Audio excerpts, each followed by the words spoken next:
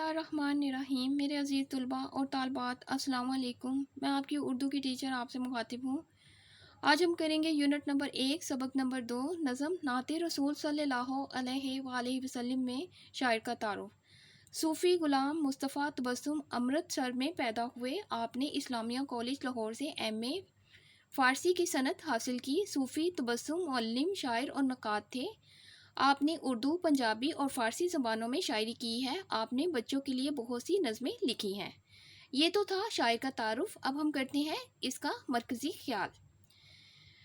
اس نظم میں حضور پاک صلی اللہ علیہ وآلہ وسلم کی تعریف اور ان کا مقام شاعر نے بہت خوبصورت انداز میں بیان کیا ہے۔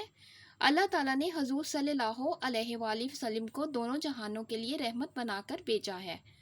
آپ صلی اللہ علیہ وآلہ وسلم نے تمام دنیا کو سچائی اور ایمانداری کا سبق دیا ہے۔ سب نبیوں میں آپ صلی اللہ علیہ وآلہ وسلم کا مقام سب سے اونچا ہے۔ آج ہم نے کیا ہے سبق نمبر 2 میں شاعر کا تعارف اور نظم کا مرکزی خیال۔ انشاءاللہ تعالی اگلے لیکچر میں پھر آپ سے ملوں گی۔ اللہ حافظ۔